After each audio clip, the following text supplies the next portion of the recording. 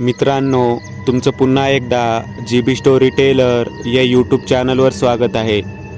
आजच्या आपल्या गोष्टीचं नाव आहे किंग काळी. लेखक के. पण गोष्ट सुरू करण्याआधी जर कोणी ह्या चॅनलवर पहिल्यांदाच आलेले असाल तर त्यांनी ह्या चॅनलला सबस्क्राईब करायला विसरू नका. चला तर मग अजिबात वेळ न घालवता गोष्टीला सुरुवात करूया.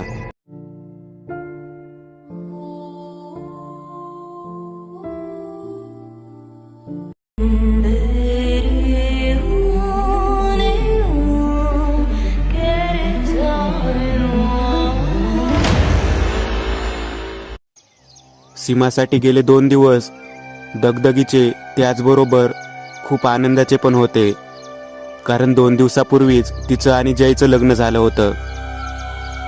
नाशिकमध्ये मोजक्या नातेवाईकांच्या साक्षीत लग्न करून ते पुण्यात आले. शांतीनिवास सोसायटीच्या ग्राउंड फ्लोअरवर असलेल्या 2 BHK फ्लॅटमध्ये जय आणि सीमाचा संसार सुरू झाला होता.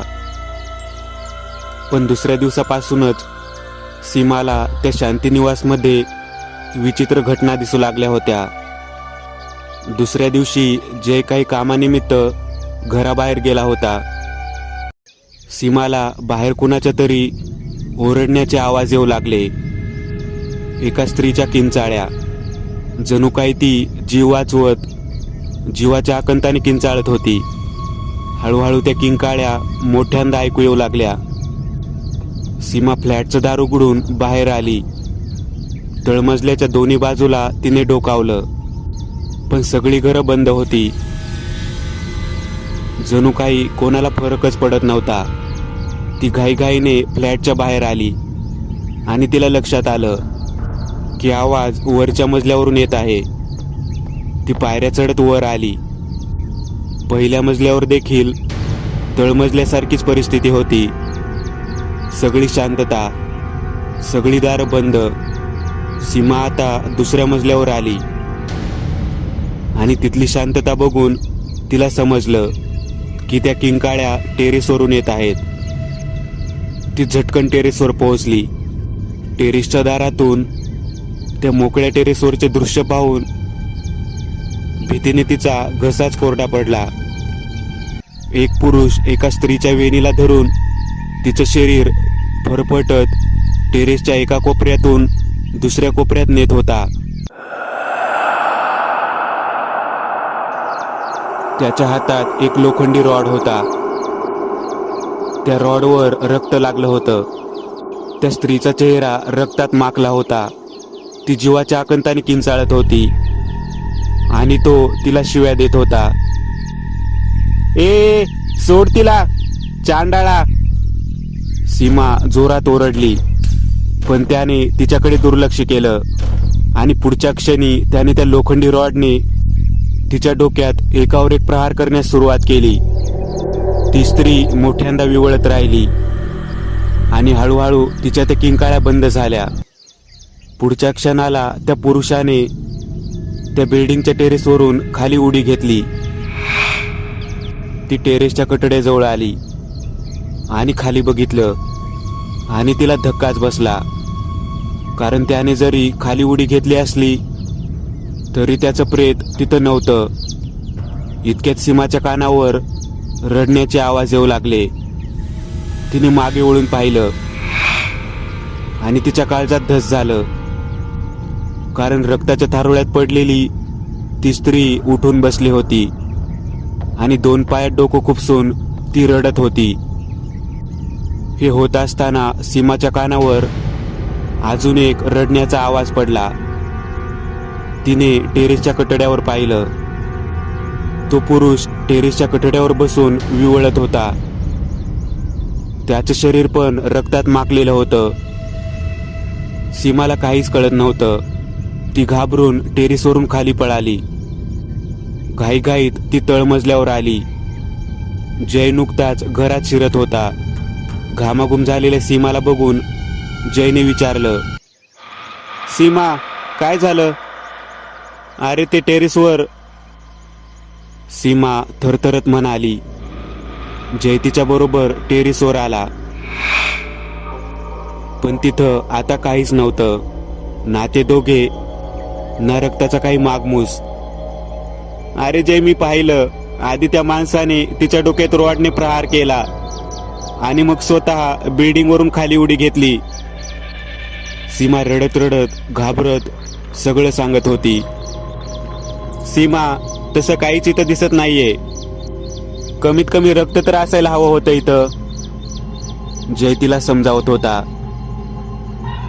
तू खूप जास्त हॉरर चित्रपट बघतेस, त्यामुळे असले भास होतात तुला.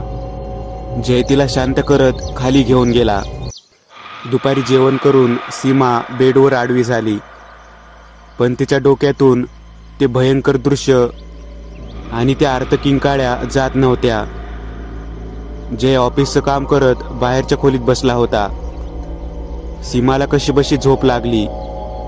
डोळा लागलाच होता तितक्या तिच्या कानावर परत तीच आर्तकिंकाळी ऐकू आली आणि ती ताडकन उठली. समोर जे तिने पाहिलं ते बघून तिचे हातपाय गार पडले. तो पुरुष त्या स्त्रीच्या वेणीला धरून फरफटत खोलीच्या एका कोपऱ्यातून दुसऱ्या कोपऱ्यात फिरवत होता आणि ती स्त्री किंचाळत होती. सीमा ओरडत खोलीच्या बाहेर आली. जय सीमाच्या अचानक ओरडण्याने दचकला. जय, अरे ते दोघे. सीमा बोलता बोलता थांबली. जय पटकन बेडरूमकडे आला. तिथं कोणीच नव्हतं. सीमा, अगं काही नाही इथं, तुला भास होत आहेत. जय तिला शांत करत म्हणाला. बरं चल, मी बेडरूम मध्येच बसतो, म्हणजे तुला भीती वाटणार नाही. सीमा जयच्या मांडीवर डोकं ठेवून झोपली. काही वेळाने तिच्या चेहऱ्यावर काहीतरी ओलसर असं तिला जाणवलं. तिने हलकेसे डोळे उघडले आणि चेहऱ्याला हात लावला. हाताकडे बघून तिच्या डोक्याला मुंग्या आल्या, कारण तिच्या हातावर रक्तच रक्त दिसत होतं. तिने वर पाहिलं आणि तिचा स्वतःच्या डोळ्यांवर विश्वास बसला नाही, कारण तिला वाटत होतं की ती जयच्या मांडीवर डोकं ठेवून झोपली होती. पण आता तिथं जय नव्हता. तीच रक्तात माखलेली स्त्री होती आणि तिच्याच मांडीवर सीमा डोकं ठेवून होती. तिच्या चेहऱ्यावर कसलेच हावभाव नव्हते. सीमाने समोर पाहिलं आणि तिची बोबडीच वळाली, कारण समोर तो पुरुष वेणीला धरून त्या स्त्रीचं केवळ मुंडकं जमिनीवर फरफटत इथून तिथे येरझाऱ्या मारत होता. सीमाने त्या मुंडक्याकडे पाहिलं आणि वर त्या स्त्रीकडे पाहिलं.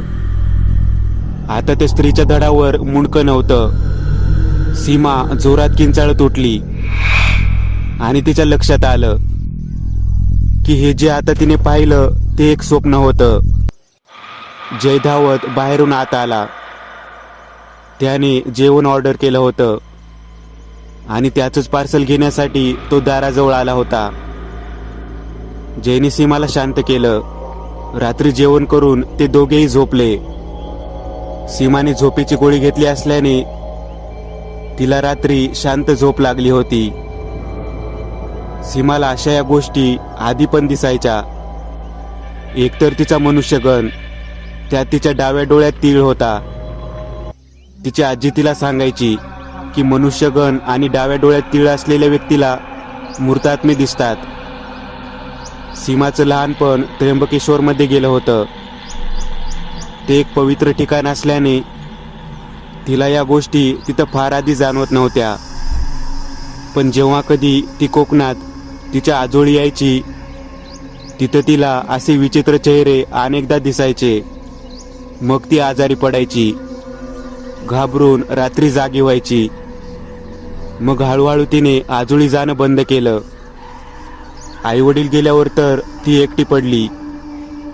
मग तिच्या मामाने तिचं आणि जयचं लग्न जमवून दिलं आणि आता सीमा पुण्यात आली होती. लहानपणीचे ते भयावह अनुभव आता परत सुरू झाले होते. सकाळी जयला ऑफिसला जायचं होतं. तो तयारी करत होता. त्याला सीमाची काळजी वाटत होती. पण हनीमूनला सुट्टी हवी असेल तर हा एक आठवडा ऑफिसला यावं लागेल असं बॉसने ठणकावलं होतं. त्यामुळं जय ऑफिसला गेला. 11 वाजता दाराची बेल वाजली. दार उघडलं तर समोर सविता मावशी होती. नमस्कार बाईसाहेब, मी सविता, इथं धुण्या भांड्याची कामं करते. जयसाहेब म्हणाले असतील तुम्हाला. ती म्हणाली, हो या आत. सीमाने तिला आत घेतलं. भांडी आणि कपडे धुवून ती निघाली. सविता मावशी इथं बऱ्याच वर्ष काम करत होत्या. कदाचित त्यांना काहीतरी माहिती असेल म्हणून सीमाने त्यांना थांबवलं. मावशी बसा ना जरा, घाई आहे का तुम्हाला? सीमा म्हणाली, नाही आता घरी जायचं होतं, बसते, बोला. सविता खुर्चीवर बसली. तुमच्याबद्दल मी जे ऐकलंय ते कितपत खरं आहे? सीमाने अंदाज घेतला. मला माहित आहे तुम्ही काय ऐकलं आहे ते. हेच की सविता भूतकेत उतरवते, करणी बाधा उतरवते, तिच्या अंगात येते वगैरे. हो ते खरंच आहे, मावशी म्हणाली. मला तुम्हाला काही सांगायचं आहे याचबद्दल.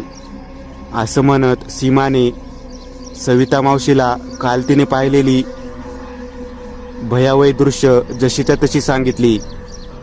जरा डोळे बघू तुझे, सविता मावशी सगळं ऐकून झाल्यावर म्हणाली.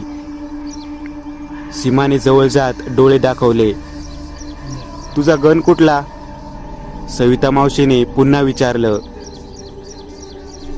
मनुष्य, सीमा म्हणाली. म्हणूनच या गोष्टी तुला दिसतात. डाव्या डोळ्यात तीळ, मनुष्यगण म्हटल्यावर हे होणारच. तुला मृतात्मे दिसतात. तू जे पाहिलंस तो भास नाहीये, सविता मावशी म्हणाली.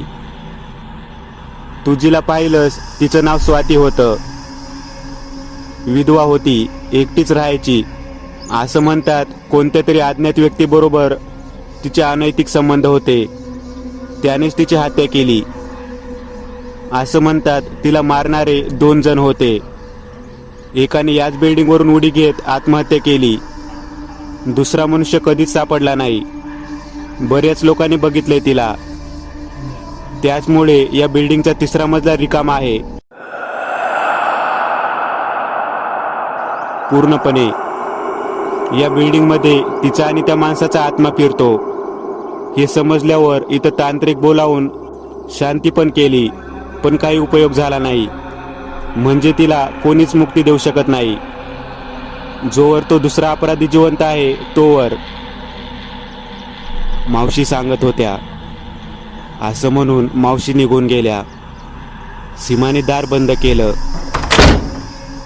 आणि ती बेडरूमकडे येणार इतक्यात परत दाराची बेल वाजली. सीमाने दार उघडलं. समोर एक वयस्कर बाई उभी होती. बोला, कोण हवंय? सीमाने विचारलं. नमस्कार, तू सीमा ना? मी सविता मावशी. जयने सांगितलं असेल तुला, मी घरकामासाठी येणार होते, ती बाई म्हणाली. काय? तुम्ही सविता मावशी? मग आता थोड्या वेळापूर्वी जी येऊन गेली ती कोण होती? सीमाला धक्का बसला होता. मला कसं माहिती असणार हे? ती बाई सांगू लागली. तितक्यात जय आला.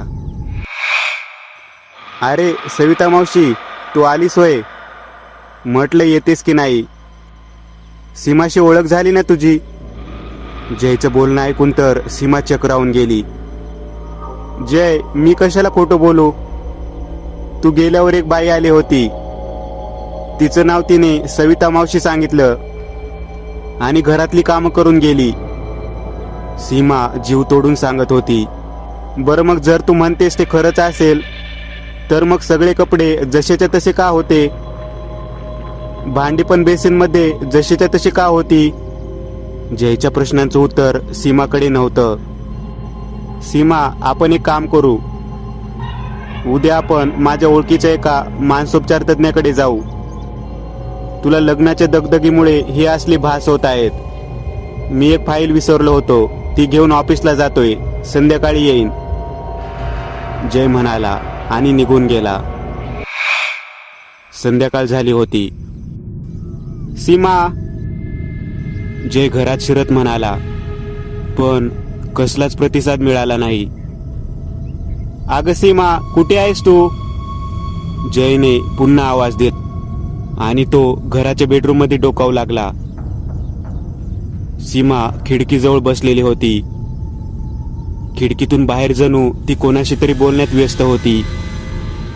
प्रथमदर्शनी जयला वाटलं की ती मोबाईलवर बोलत असावी, पण हे काय, मोबाईल तर टेबलवर दिसत होता. जयने बेडरूमच्या आत येत खिडकीतून बाहेर पाहिलं आणि त्याला धक्काच बसला, कारण खिडकीच्या बाहेर कोणीच नव्हतं. सीमा एकटीच बडबडत होती, जणू काही खिडकीच्या बाहेर कोणीतरी उभं आहे आणि त्यांच्या गप्पा चालू होत्या. सीमा, जय आवाज चढवत म्हणाला.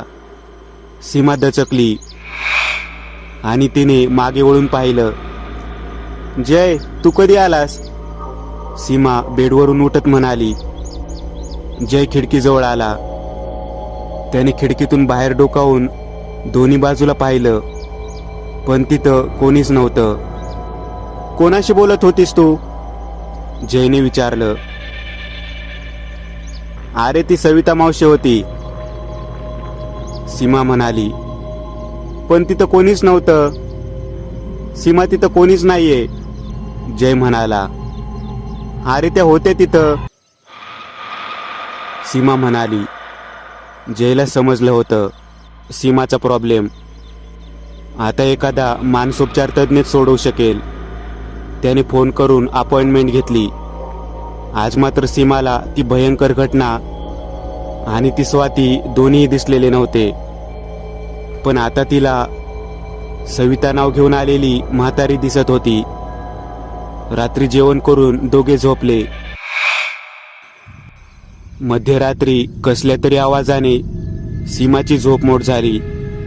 तिने अर्धवट डोळे उघडून पाहिलं आणि तिच्या अंगाचा थर काप उडाला.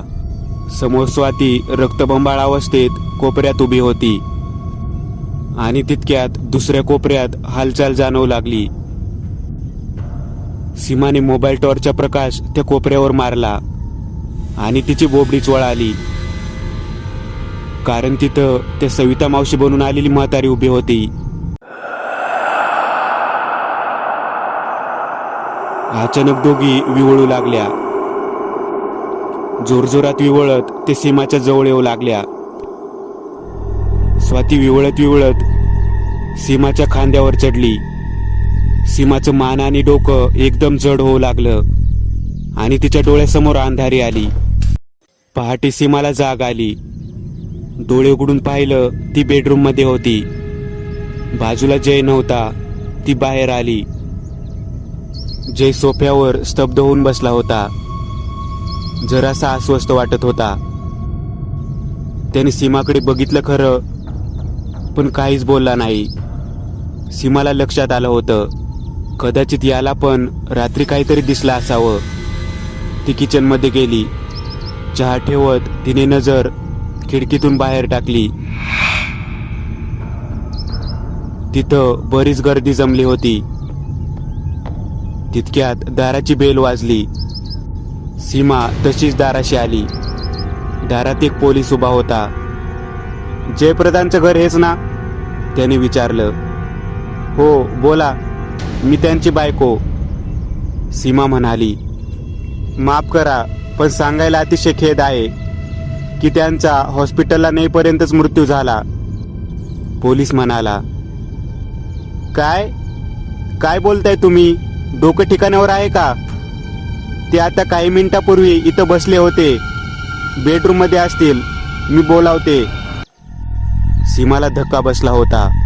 ती पळत बेडरूमकडे आली, पण जय तिथं नव्हता. तो घरात कुठेच नव्हता. मॅडम, सावरा स्वतःला. तुम्हाला माहिती नसेल कदाचित, पण त्यांनी इमारतीच्या टेरेसवरून उडी घेऊन आत्महत्या केली आहे. कदाचित मध्यरात्री.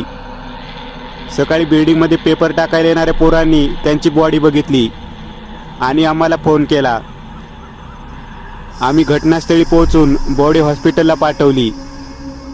इथं जास्त कोणी राहत नाही, त्यामुळे कोणाला माहितीच नव्हतं की त्यांच्या घरात कोणी आहे. पण आता एक म्हातारी दिसली. तिने सांगितलं की तुम्ही त्यांची बायको घरी असाल म्हणून. हॉस्पिटलला पोस्टमॉर्टम झालं की तुम्ही बॉडी ताब्यात घेऊ शकता, तो पोलीस म्हणाला आणि निघून गेला. सीमा खालीच बसली. तिच्यावर दुःखाचा डोंगर कोसळला होता. तिने रडत रडत दार बंद केली आणि अश्रूंना वाट मोकळी करून दिली. म्हणजे मगाशी इथं जय नव्हता, त्याचा आत्मा होता. जय, का केलंस तू असं? का? सीमा रडत रडत म्हणाली. आतून विवळण्याचा आवाज आला. सीमा बेडरूममध्ये आली. खोलीच्या कोपऱ्यात जय दिसला. अंग चोरून बसलेला तो रडत होता. तू जे केलंस ते योग्य केलं सीमा, हीच शिक्षा होती माझी. जय रडत म्हणत होता. मी? सीमाला प्रश्न पडला आणि मग तिला आठवलं. रात्री स्वाती तिच्या मानगुटीवर बसली. तिने सीमाच्या शरीराचा ताबा घेतला आणि मग सीमाने जयला तसेच फरफटत टेरेसवर नेले आणि बिल्डिंगवरून खाली फेकून दिलं. जयचं रडणं सुरू होतं. इतक्यात तो खोलीच्या दुसऱ्या बाजूला बघत किंचाळू लागला. मला माफ कर स्वाती, असं ओरडू लागला. कारण स्वातीची हत्या करणारा दुसरा गुन्हेगार जयच होता. जयचे आणि स्वातीचे संबंध होते, पण स्वाती लग्नाची मागणी करू लागल्यामुळे जयने त्याच्या एका भाडोत्री माणसाच्या साहाय्याने तिचा काटा काढला होता आणि त्या भाडोत्री माणसाला पण तिथून खाली फेकला होता. पण लोक असंच समजत राहिली की तो भाडोत्री गुंड आणि स्वातीचे संबंध होते आणि त्यातूनच ही हत्या आणि आत्महत्या झाली असावी. पण खरं तर जयने 2 नाही 3 हत्या केल्या होत्या. ती म्हातारी जी सविता मावशी बनून आली होती, ती स्वातीची आई होती. स्वातीच्या हत्येचा धक्का बसल्याने तिचाही त्याच फ्लॅटमध्ये अंत झाला होता. रक्तबंबाळ स्वातीकडे बघत जय किंचाळत राहिला. दुसऱ्या कोपऱ्यात स्वातीची आई दिसू लागली. त्या दोघी जयकडे आक्रोशाने हळूहळू चालू लागल्या. सीमा त्या खोलीतून बाहेर आली. आतमध्ये जयच्या किंचाळ्या ऐकू येऊ लागल्या. त्यात त्या दोघींच्या विवळण्याचे आवाजही एकत्र झाले. हळूहळू सगळं शांत झालं. मित्रांनो, आज पुरतं एवढंच. तुम्हाला जर काही गोष्ट आवडली असेल तर नक्की लाईक करा. तुमच्यापैकी बरेचसे जण व्हिडिओ लाईक न करताच पळून जातात, पण हा जर व्हिडिओ तुम्ही लाईक केला तर मला जरा बरं वाटेल आणि असेच भारी भारी व्हिडिओ बनवायची माझ्यात एनर्जी येईल. त्यामुळे नक्की लाईक करा आणि अजूनही कोणी या चॅनलला सबस्क्राईब केलेलं नसाल तर लगेच सबस्क्राईब करून टाका आणि बाजूची घंटी ती मात्र दाबायला विसरू नका. देवाची घंटी आहे ती. चला तर मग पुन्हा भेटूया अशीच एक आगळी वेगळी गोष्ट घेऊन पुढच्या भागात.